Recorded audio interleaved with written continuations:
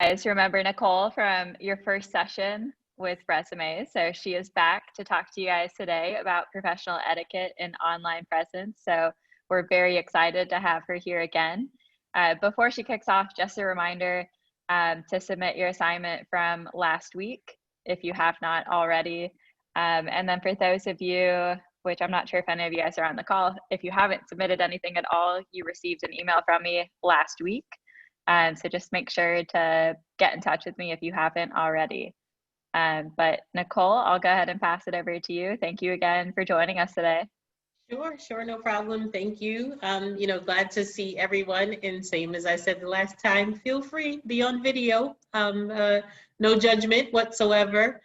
And again, same as the last time, I want this to be interactive. So I think the best thing is when we can talk about situations and things that are going on and real life scenarios, not just, okay, this is what it sounds like it's the best thing to do.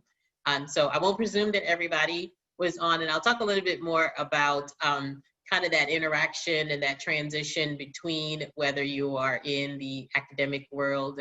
So my background is I am the president and principal consultant for HR Biz, which is a human resources consulting company that I started in 2015, but I've been in HR for 16 plus years in different roles, from being the generalist, the specialist, the manager, to the director of human resources for the company, and then branched out on my own. And I share all of that because that same way, regardless of what position that you're in or which company that you're with, there are different impressions that you may make depending on what level you are in a company, in a position, what role you're playing. And so keeping all of those things in mind. Prior to my HR career, I was a technologist supervisor, lab manager inside a genetics laboratory. So in prenatal testing, serology,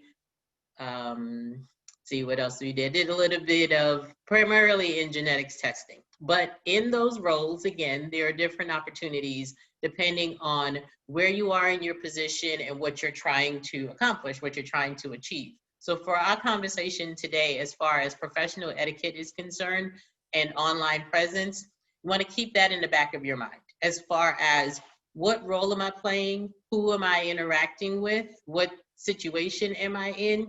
And as people say, same as the resume, there may be different people that have to show up depending on who you are, where you are, and what you're doing, and understanding what that looks like from the professionalism standpoint, and understanding what that looks like when you're online. So the last time when I talked about, I said, there's an employee life cycle. There's a point where people start with a company and the part where they depart from the company, whether that's voluntary or involuntary. But in all of those different stages, you kind of have to present yourself differently. So if we talked about it kind of in that same concept, that the first presence or the first opportunity when you're meeting with someone, as far as professional networking, job hunting, whatever it is usually the case where you are meeting someone in the company for an interview. And there are all the basic things of, yes, make sure that you're prepared for the interview, that you're dressed properly. And it starts long before that. I talked about the resume process where you want to research the company. So one of the things in terms of your professional etiquette is researching the environment that you're going to be in. And whether that is the interview setting or that's the networking before you get to those individuals, understanding what is it that I'm presenting as far as myself, my role that I want to be in, or my role that so if I'm networking and I'm meeting with a group of people in a very casual situation, even though this is business networking, attire, presence, what I come prepared with, all of are going to be different than if I'm sitting in front of someone in an interview or I'm sitting inside the company for a business meeting. So sticking with the interview scenario, the professional etiquette is definitely going to depend on the company that you are addressing. What is the business attire? What is it? Some people don't ask the question before they get to the interview. Everybody presumes that I should dress appropriately for an interview. So what is appropriately though? Because if I show up in a business suit to an IT interview where everybody's in jeans and a t-shirt, I'm making a good impression, but I'm also kind of feeling like I'm sticking out like a sore thumb. And your level of confidence and your level of comfort when you get to that situation is going to play into how well, how comfortable, what you present of yourself, because I'm here in this suit and they're taking me around to meet the team. And did I really understand the company that I was coming to, interview with? Because I don't really know that this is what they do, or even the location of where it is. So my daughter is a millennial, had her first, I want to say, I think it was her first corporate internship that she had, and it lived up to the stereotype. There was a ping pong table, they didn't have desks. She sat with her laptop in her lap or at a table sometimes, and this is how they work through their projects. Now, she did the research. We made sure, all of those things. But if I walk into an environment and I'm totally unprepared, then I'm not sure what I'm going to do, what's going to be my next step. So my professional etiquette starts, like I said, research the company. What's the business attire? I'm not going to show up in jeans and a t-shirt because that's their business attire, but I also may make a decision whether or not I should show up for a man in a business suit with a tie, for a woman, however I'm dressed with heels on. Is this the right attire for me to do? Once I get there, learning and understanding what they say as far as emotional intelligence is concerned. Is this a very formal interview setting? Am I sitting in a group interview with 3 to 4 individuals who are firing questions at me? And I need to be prepared. Again, that whole researching the company, I need to be prepared for whatever it is that they throw at me. I've researched the job description, so I understand that they may be asking me about my engagement, my technical capabilities, what I've done in the past. Or is this a more informal setting, me and the hiring manager, or me and somebody in the department, or I'm really interviewing with the team? So if I understand those things before I get there, my professional etiquette and my presence is going to be different. I'm walking in, nothing wrong with, and we're talking about the whole interview, and ask who I'm going to be meeting with before I get the interview. When I get the interview, when I get the information, there's nothing wrong with, hey, can you tell me who I'm meeting with? You may get a calendar invite with 5 names on there. You may get a calendar invite with 1 name. It's different if I'm meeting with the CEO versus I'm meeting with the team lead, because there may be a series of, is this the first in a series of interviews? Is this the only person that I'm going to be meeting with? All of those things are important because I know I get 1 shot, or I know that this is kind of the feel me out interview, and see whether or not I'm going to make it to the next step and I'm going to talk with someone else. So again, doing your homework, doing your research, I get to the point that I'm there. I've got an interview, things are going well. What questions am I asking? Am I presenting myself in a professional manner? The interviewer has the opportunity that they have their set questions in mind. As the interviewee, what questions am I going to ask? Did I come prepared? And am I asking questions that are relevant either to that position or to understanding what the team is about? Or am I just kind of thrown off guard and am I just, throwing out? Or I may have questions written down. I like to deal with real life scenarios. So I recently had a series of interviews that I was doing with for an administrative position. I had people who ranged from 5 years experience to 15 years. There was one young lady who obviously had her notes ready. And so as we were asking the question, she tried to do it casually, but she was glancing down at her notes as she was ready to answer the question of whatever it was. And she answered that question, she stopped, and she waited until the next question came along, even if there was a little awkward pause in there. I had another candidate who was well prepared for the interview, but none of them know the question. She had no idea. She perfected the art of ask the question, she repeated back what that question was, she gave her answer to it, and she kind of gave a spin on her interpretation of, why this would be advantageous to me to be in that position. So all along the way, she kept the conversation going. And even to the point that, okay, we'd be like, okay, well, that was a great answer. Let's move on.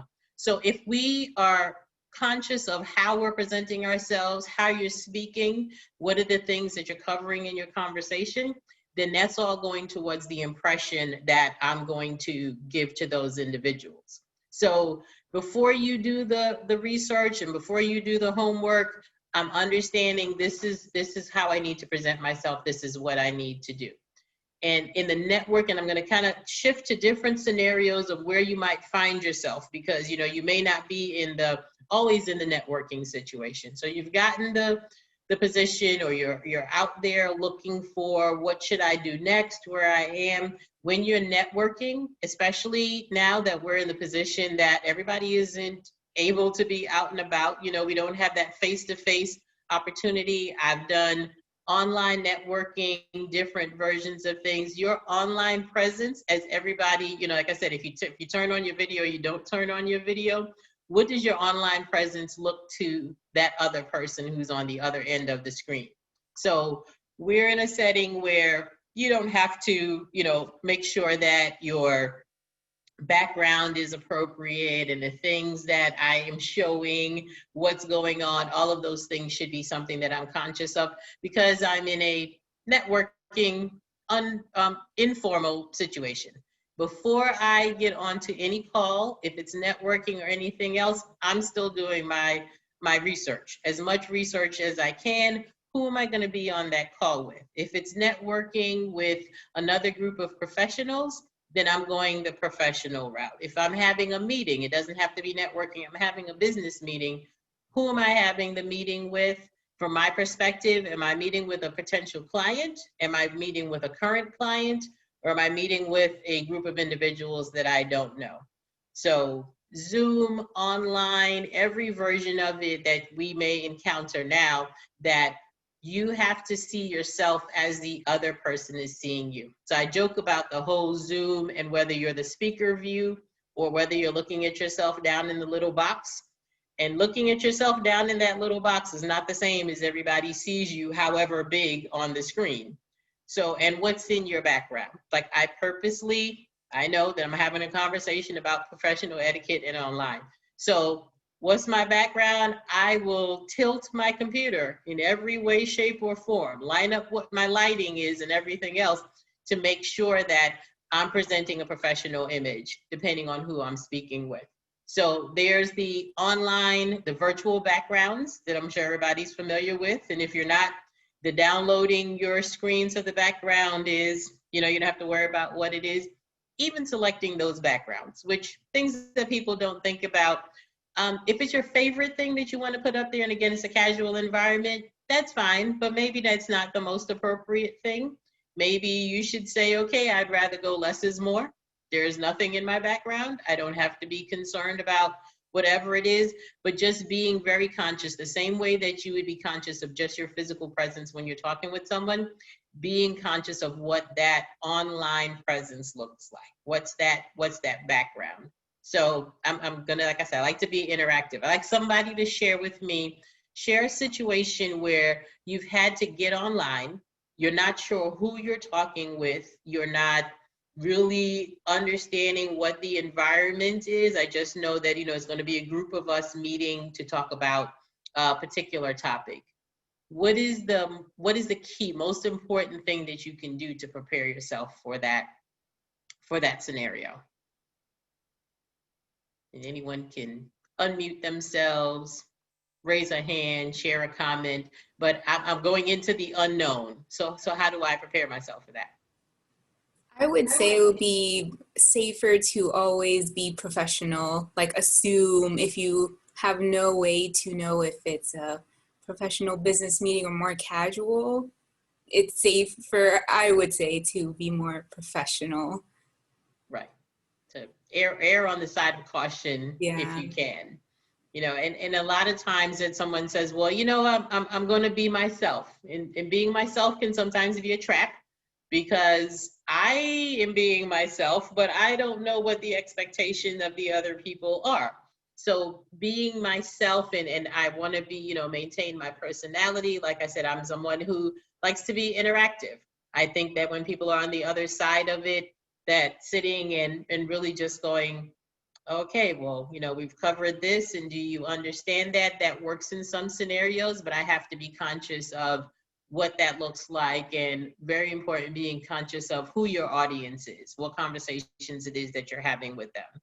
So if it's a networking situation, like I said, you can kind of judge what you want to do. You know what the interview situation is. But once you've gotten either past that point or you're involved, some of the things that people don't always take into consideration is the actual workplace communication. So online presence, workplace communication, remote right now is that all they get is, again, that face on the screen or your emails that you're sending to them and your professional etiquette. And I like to talk a little bit about that, since people either have a tone that they don't understand, may happen when it comes across in email. They have a pattern, they have a style of how they communicate with people, which in the environment where I have limited interaction with you, I have only those things to go on. So the importance, the key communications that you have, again, whether it's peer-to-peer or communication that you're having with someone that you're reporting to, being very conscious of what comes across, what you're communicating. So one of the things that we use in HR and, you know, in other scenarios, I'm sure if you come across, is having a behavioral assessment. And some companies will use it at the very beginning as a hiring tool. Some will do it for team building and in different scenarios, but you go through the process of answering the questions, doing the behavioral assessment, and understanding what your natural talents are, what your natural tendencies are. And a lot of time that contributes to your communications. So if you're normally face-to-face, you're a shy individual, so there's a DISC assessment. There's the dominant, there's some people who are more social than others, and there's what people are familiar with, somebody who's an introvert. If I understand what my natural talents are and my natural communication style, without compromising my personality, I can adjust to the way that I communicate with people. So if I'm a D, I'm a high D, I'm very dominant, and I come into the conversations always being very confident, very direct. This is what I'm here to talk about. The person who's another high D is like, great, we just get to the point. Let's talk, let's get it over with. I'm going on to my next appointment. The person who's an S and is a little bit more social is wanting to come in and have a little chit chat maybe, and have that conversation and say, so how is your day going? You know, hey, how's everything? You know, talk a little bit before we get to the meat of the conversation. The high D may have a little low tolerance on why are we talking about my weekend and Sunday when we came in here to talk about what the budget was going to look like. But understanding what your personality is and how you come across is going to be your ability to either manage individuals or to be managed by individuals. And your professional etiquette comes across in how you, again, emotional intelligence, how do you deal with that perception? How do you deal with that personality so that your professional communication always comes across well? Without compromising your personality, I need to balance my conversation so that the person who I'm speaking with doesn't come across that I'm being rude. If I'm a high D and I want to jump in the conversation, when that person walks in who I may limit it to, you know, hey, the weekend was great, so, and move on. But I also can't expect on the other side of it that somebody's always going to be able to adapt to my personality. So my professional etiquette needs to match the circumstances that I'm in and the individuals that I'm having that conversation with. So especially, again, if you're in a group meeting, your communication is going to matter in terms of how and what you contribute to that meeting. You want to have, you know, poise, confidence, how casual is it, how formal is it? All of those things are going to contribute because you imagine that that person is walking away with an impression of you, whether it's the first time or the 15th time. Am I going to be able to present myself and provide the information that I need to clearly, professionally, and within the environment that I'm in? So a boardroom and a conference and what I need to share, I need to be comfortable to say, okay, as I walked in, this is what it is. Okay, I kind of survey the room. I know what's going on, and I'm going to be able to either sit back and listen or contribute what it is that I need to contribute to that. One of the things that you want to be conscious of, again, is whether or not my inside the workplace communication electronically is going to communicate what I need to communicate. There are people have all kinds of rules about read the email, write the email, read it again, and depending on the circumstance that you are reacting or referring to, put it away, come back and decide if you want to send that email. Especially in a conflict situation, if there's something going on that I immediately felt this way about what they said, or I completely disagree with it. And I've decided that I'm going to shoot off an email and share with them. Again, same scenario. I left the meeting.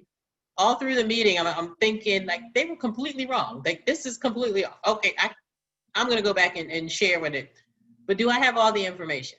And is that the most appropriate way for me to? I disagree with one person in the room and I'm sending an email to everybody who attended. Not necessarily the best idea. There is such a thing as CCing too many people. So because I decided that I wanted to clarify what it is with this individual, that should be my stance. That should be where I'm starting. Hey, there was some information, I just wanted to clarify it. Can we meet or pick up the phone and call? But if I create an email to share my thoughts and including what I thought was good, bad, indifferent, wrong, right, and I shoot that off, my tone, whether it's in words or in how I share it, my tone is going to come across.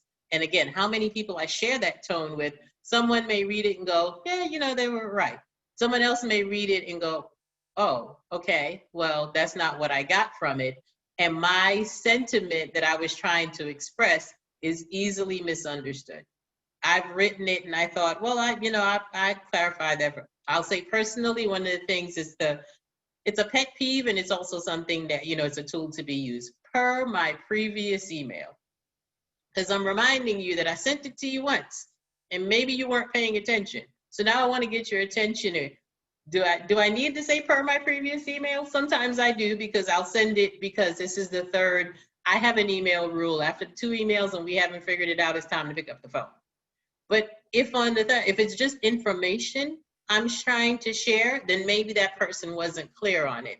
So per my previous email about such and such, I want you to go back and refer to what it is that we were talking about.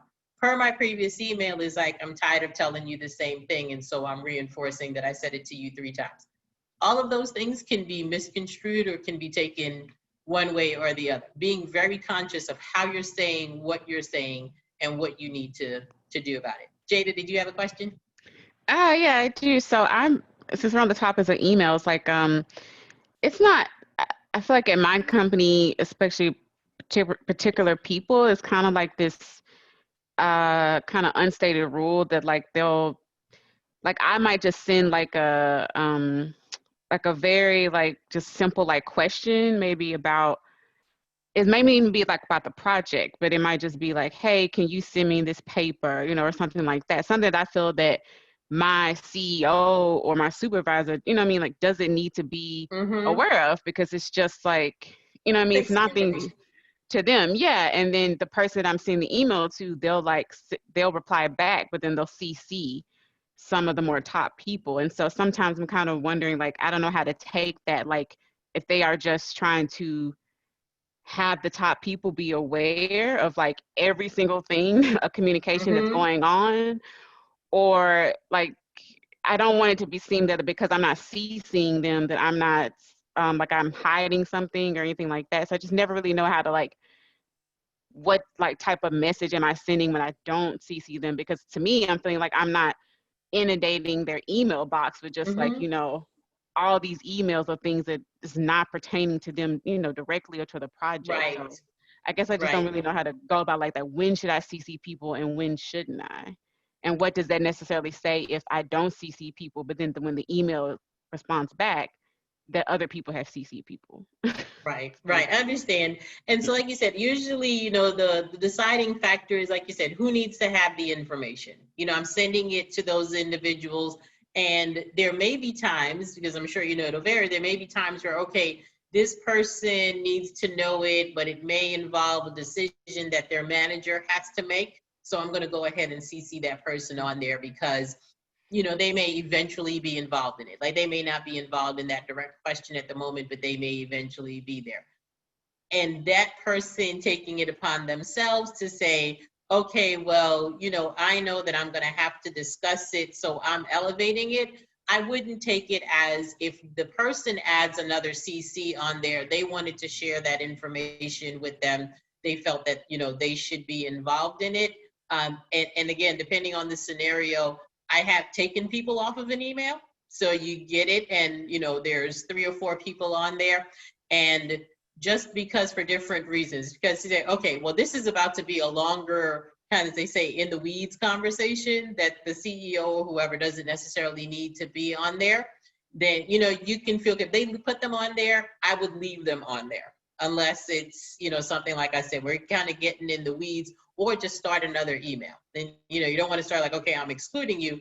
But if there's been some conversation going on and we're getting 3-4 emails in, then I may just start another email with just that individual. Hey, I wanted to follow up with you on that. And in that case, usually it's unlikely that they're just going to go get ahead and like start the email back up with everyone on there, because you've kind of gotten their attention. I started a fresh email. It's a fresh conversation, you know, but sometimes it's using the judgment of whether or not I need multiple people to be aware of it. And sometimes that's an email trail. You genuinely may want to create an email trail saying that, okay, I know that this person was involved in the conversation, even if it was just a matter of making them aware, you know. So there's nothing, I wouldn't take it as they're trying to point out that you didn't put someone on there, but they may have a reason for thinking that, okay, this may get to a level of a decision or something else, and so I wanted to loop them in.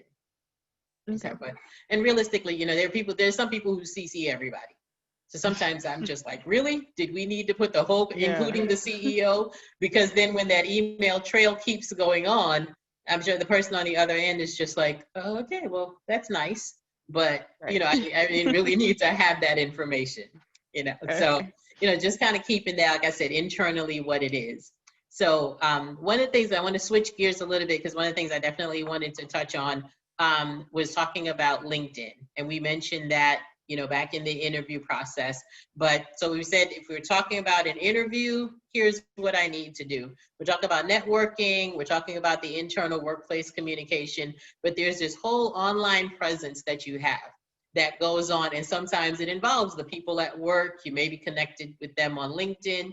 They're the people that you aren't connected to, except on LinkedIn.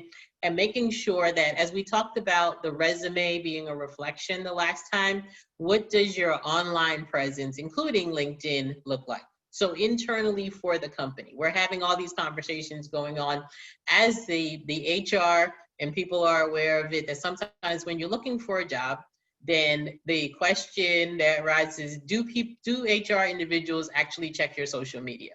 And I would say it depends on the company, it depends on the size. Sometimes they don't have enough resources to really go chasing down somebody's social media or their interest level in someone to say, okay, well, you know, we might be moving forward with them.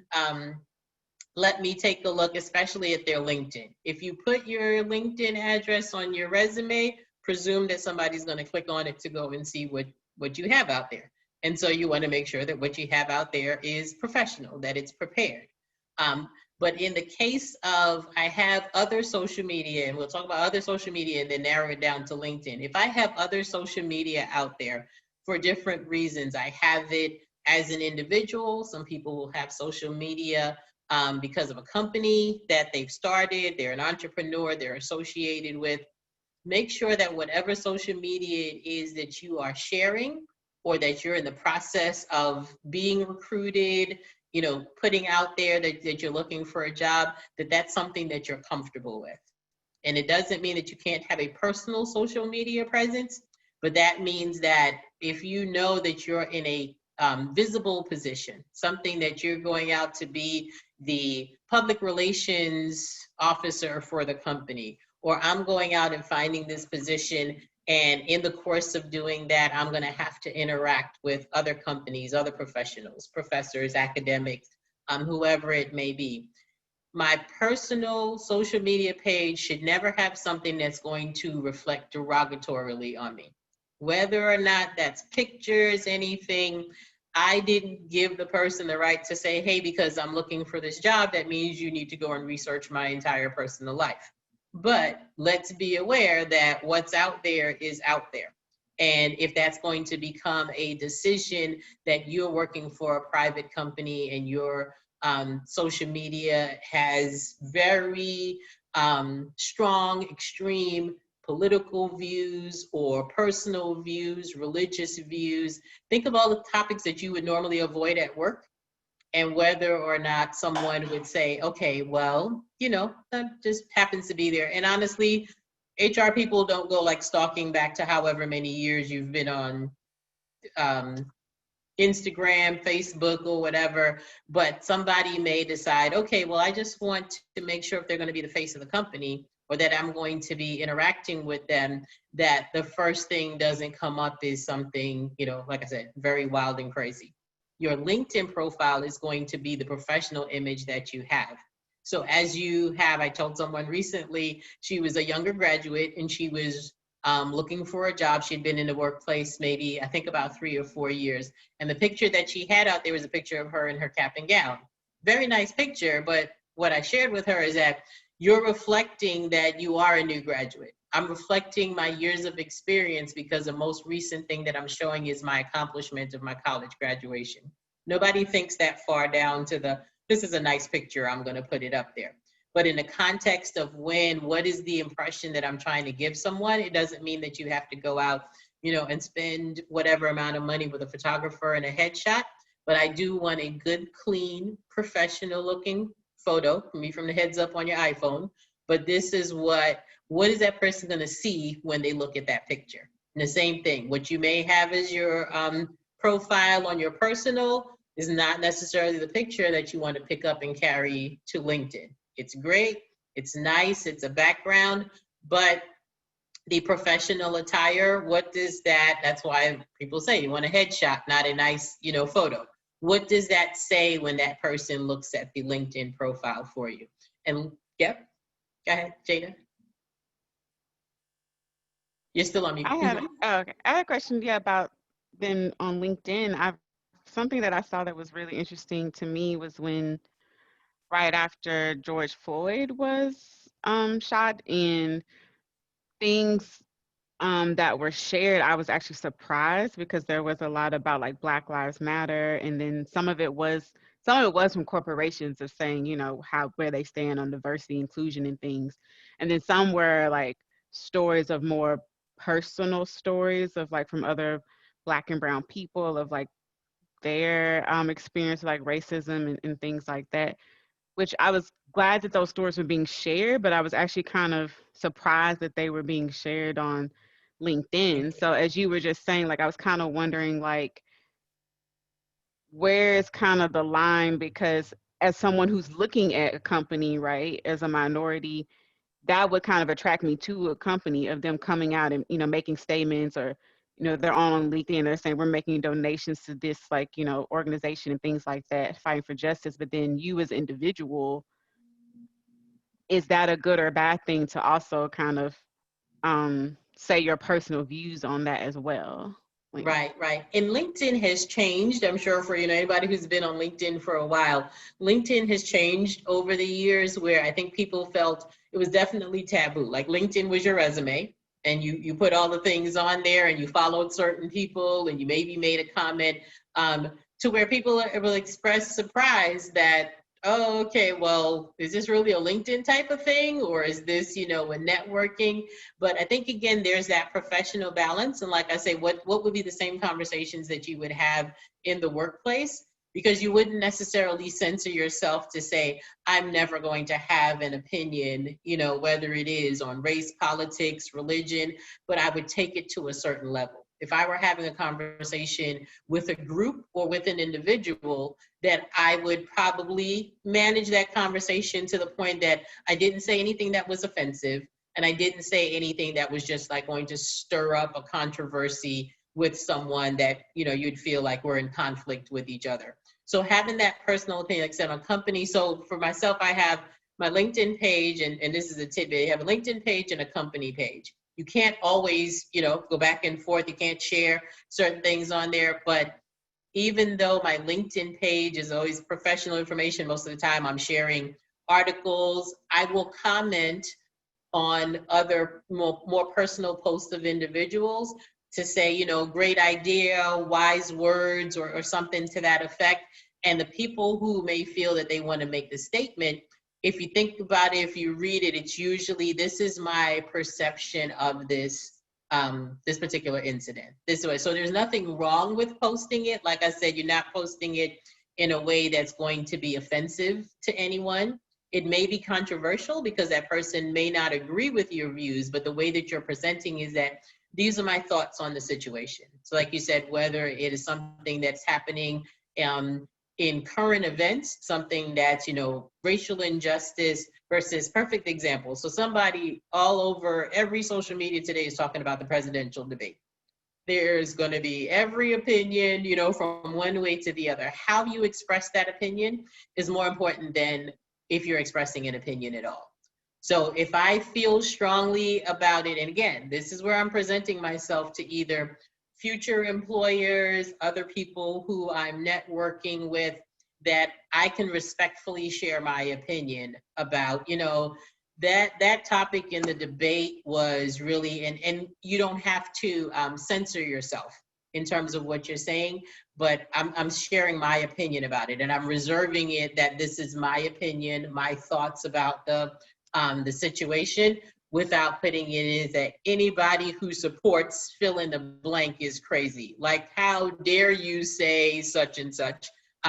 Maybe on your Facebook page, I can still say all of my things without being offensive, but I can share my opinion and I can express what my thoughts are without it creating a situation that it makes someone feel uncomfortable.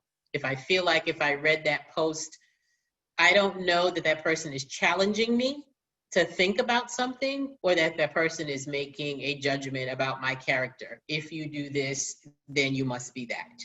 And staying away from generalizations or stereotyping. If you say, well, this group of people. So obviously having that opportunity to share, but just being conscious, just like the email, being conscious of how you're sharing it and how that may be perceived by someone else. I used to do training for Target, and one of the things that they said, perception is reality. So what I perceive, you said, is going to be, oh, this must be what she thinks about everything under the under the anything that has to do with that scenario.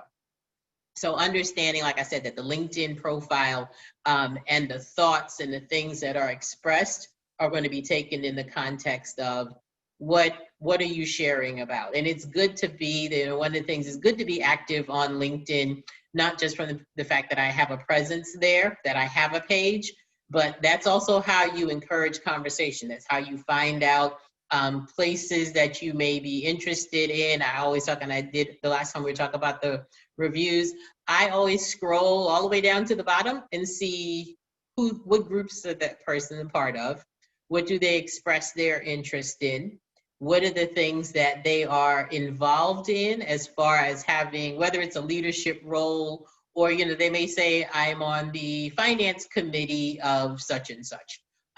From an academic or a scientific perspective, what are the organizations that somebody may be involved in, and they are on the training committee, or they are on the health and wellness committee. It could be a very much corporate. Home Depot, a great community involved organization that has positions in every variety of it. There may be somebody who's a diversity and inclusion person for Home Depot.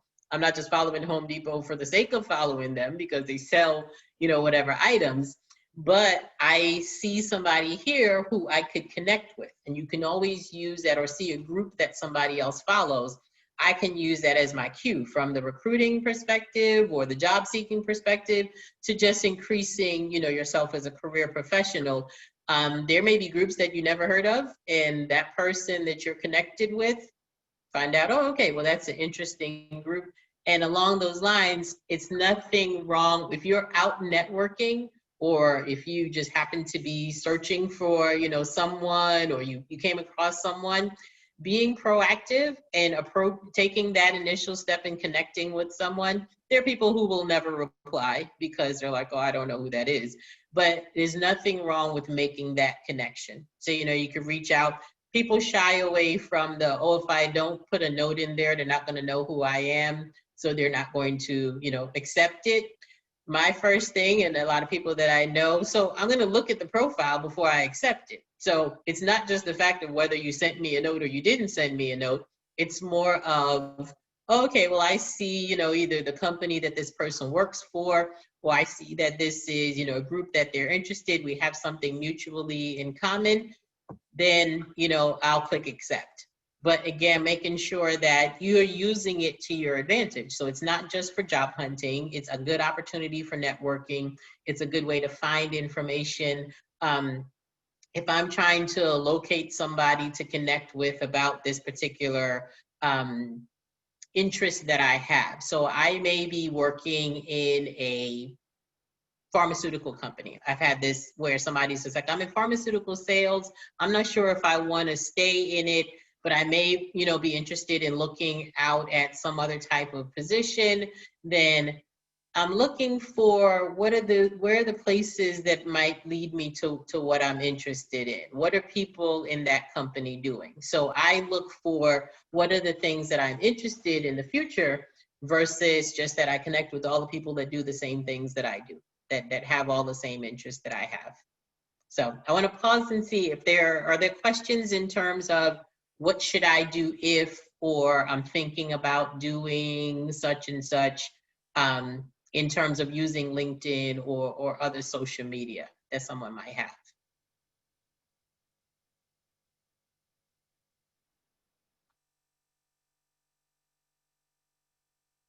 Go ahead, Jake. I do have a question on because I know you mentioned about I think the cutoff was, you said, for positions that are 10 years old to not have on your resume last time. So I was wondering, does that same rule go for LinkedIn? Like, could you use LinkedIn as like you want to showcase everything that you've maybe ever done? Because you might be applying to different positions, at different points in time. So Right. maybe you only have certain things in your resume for position A, but you still have everything, even if it's old, on LinkedIn. So I was kind of wondering, like, the same rules apply for LinkedIn as far as time or relevancy, or could you have everything on LinkedIn that you might not necessarily have on your resume?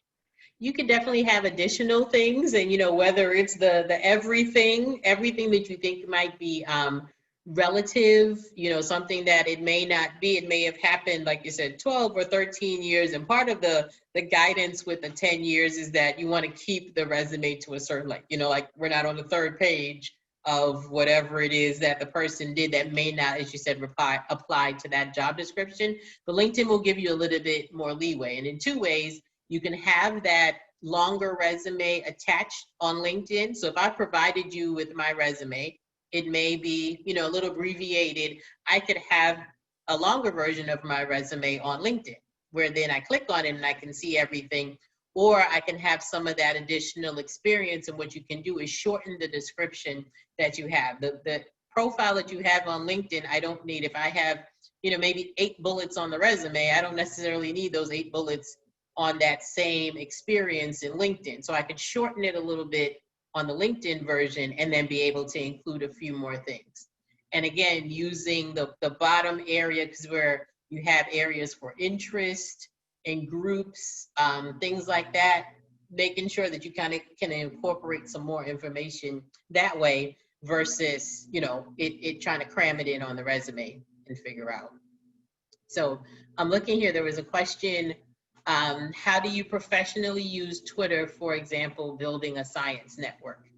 So in terms of the different types of social media, one of the rules usually I hear from people is that if you're going to be on Twitter, the same thing, be on Twitter. So like if I tweet something and then I never go back until like a month or 6 weeks later, Twitter is meant to be more of the back and forth communication, so in building it for a science network, I would say the same thing.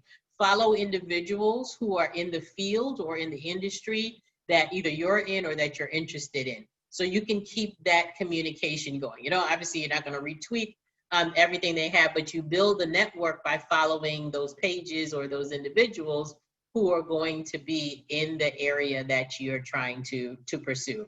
So whether this is a professor from another university, this is someone who's in a position at a similar type industry or environment, you want to use that follow, retweet, Maybe one of the things that you can do on LinkedIn as well as on Twitter is that it's a short conversation, but I continue it somewhere else. So imagine that, you know, if I send a tweet about whatever it is, but I actually posted an article or I reshared an article on LinkedIn about that same thing, I'm kind of keeping the conversation going. And again, my connections will probably be similar. If I follow you on Twitter and I've got, you know, X number of characters to actually have that conversation, I've got a longer and better opportunity if I am connected to that same person on LinkedIn. And being able to use those, again, I didn't mention that, absolutely using the connections that you see, you'll see somebody is a first, second, or third connection. Because I can see that that person is connected, I might hop over to their page and look at their profile and see where they are and see what they're doing. So I may not have had an opportunity to connect with them directly, but I absolutely had an opportunity to find out where that person may work or where that, you know, what they're affiliated with as well. So anybody else with a question, or and if somebody put it in the chat, that's fine. Yes, Lindsay. I have a question.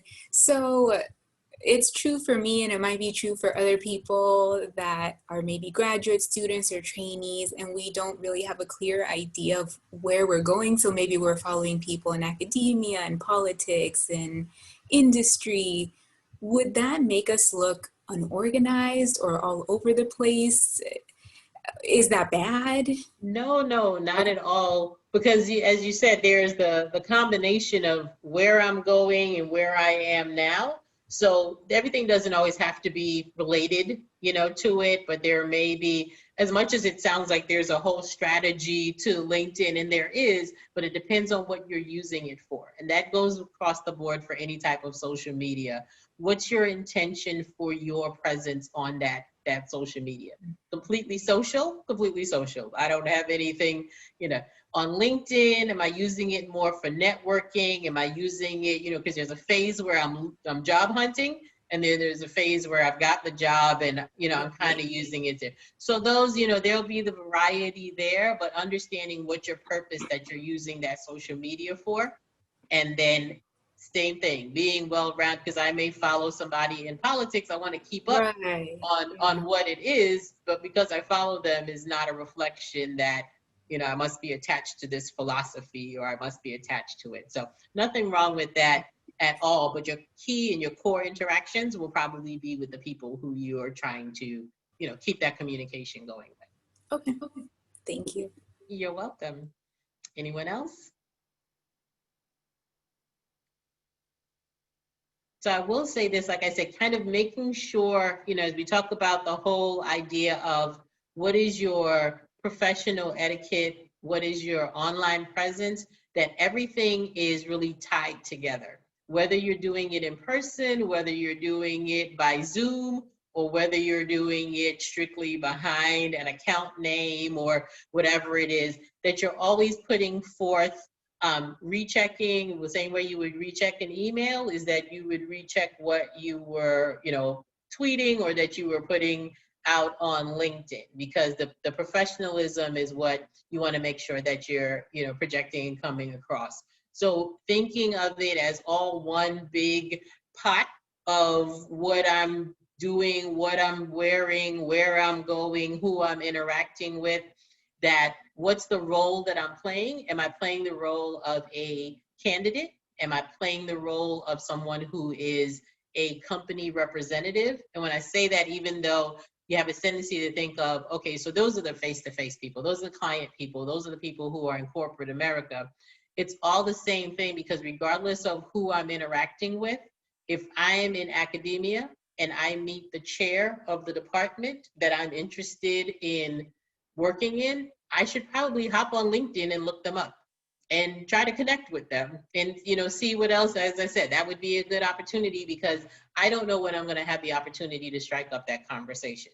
And I don't know when I'm going to have the opportunity to interact with them and be familiar with what it is. And I would say, again, in academia and science, you know, everyone, regardless of where you are, there's a human nature of that you're flattered that that person is interested. And that will go a long way into creating that conversation or making that connection. as it is to, oh, okay, well, I just know that person by name. I have to make some type of effort in order to continue that connection, even if I maybe continue the connection for 5 years down the road, or next week. I want to make sure that the presence that I'm presenting is appropriate to the level that I'm working with, the networking that I might be doing, and where I intend to go. There's that cliche about dress for the job that you plan to have. Think of your impression, whether we're physically talking about attire or that, your presence that you're having, where you're trying to go. Again, if we had talked, a while back about making that transition from if you're in academia to the corporate environment, understanding what that looks like, and I'll go full circle. Like I said, I started out working in the laboratory, and because I had a position that I didn't have to dress for work, I could wear jeans, t-shirts, scrubs, whatever.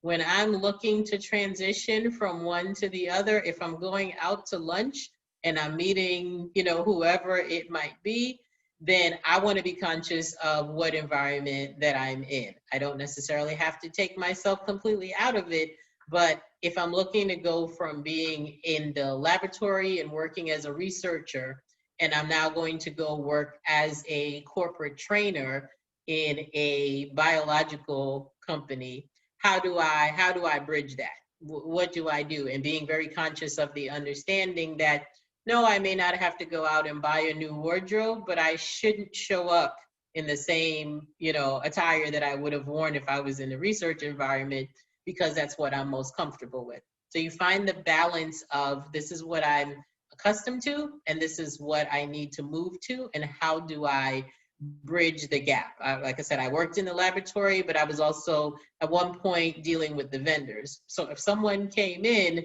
and I happened to be back in the lab and I had my gloves and my lab coat on, and I knew that I had a meeting with whoever the next day because they were going to come in and try to, then I need to be conscious of what my next day looks like versus what my today may be, and always being prepared for that opportunity.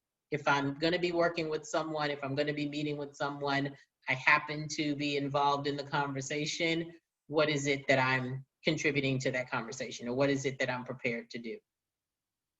So, like I said, I'll leave it to anyone. I think we just have a couple of minutes left. There's always the opportunity to reach out. I would say use your online presence, use LinkedIn, use Twitter, use whatever connections there are that you can make, and just being very conscious of, this is the impression that I'm giving at this moment in these circumstances. And is it the impression that I want somebody to walk away with? And if you start from that mindset, I'm probably going to end up, successful in whatever it is I was trying to accomplish. So I'll turn it back over to Alexa. Thank you, Nicole. That was great. So yeah, thanks everyone for joining again today. I'll be sending out a link to submit a deliverable after this session. It will also include a little bit of a feedback survey just on all the professional development sessions as a whole. So thank you in advance for giving us your feedback on that.